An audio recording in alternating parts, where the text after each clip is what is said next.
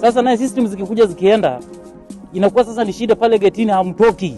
Gari zote unapata zimefunga foleni, hakuna gari inasonga. Hata sasa pale tumekwama kuanzia asubuhi. The port of Mombasa is a key resource in the economy of East Africa and the Great Lakes nations. Statistics indicate that the hinterland region served by the port is the second fastest growing region in the world economically. But when it comes to efficiency and costs of transporting goods, it's one of the highest. You find that substantial amount of time is lost at the port. People just sometimes delay in clearance, don't pay the duties before goods come in, and therefore goods stay at the port way too long. It is against this background that public and private sector members joined hands to develop the Mombasa Port Community Charter in order to find long-term solutions.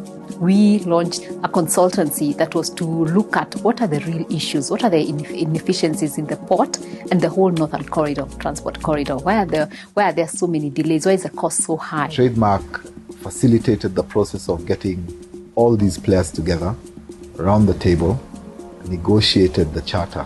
This charter has 4 pillars, and namely, 1, improvement of physical infrastructure. The second is improving operational efficiency.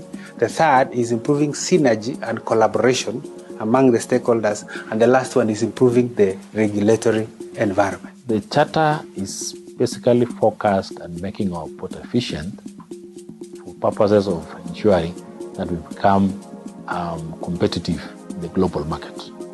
The new initiative complements efforts already made by the government of Kenya and regional leaders.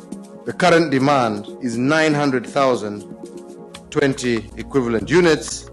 So even with this number 19, we still have a long way to go. In the year 2008, the number of days the cargo took to leave the port of Mombasa after it had landed was an average of 10 days. That reduced to about 7.2 days in the year 2013. We intend to reduce that now from the prevailing 5 days to about 3 days by 2014. The past 5 years have seen the Mombasa port traffic throughput grow by 4% per annum, from a total of 19 million tons in 2008 to about 22 million tons in 2013. The most significant growth was in containerized traffic, which grew by 10%. It is projected that containerized traffic for the region through the port will continue to grow by 10% per annum, hence the need for preparedness. We want to revamp the inland container depot in Eldoret, and the people living further west can also clear their goods from Eldoret. Delays at the port and poor infrastructure along the northern corridor have cost implications. If you look at our imports to get today, 30% of the cost of the goods goes into logistics. Those high costs are then passed on to the consumer.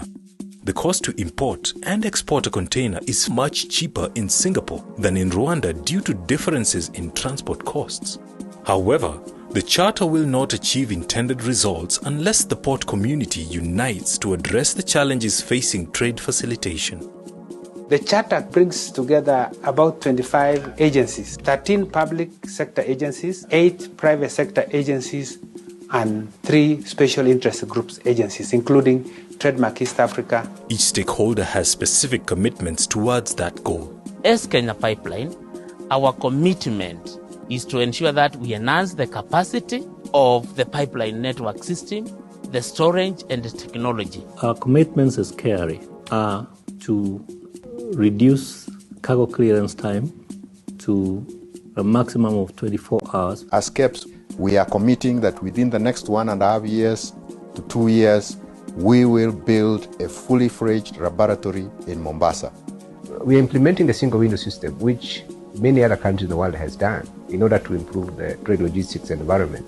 The authority is in charge of monitoring the dashboard and coordinating the implementation of the action agreed upon by all the stakeholders.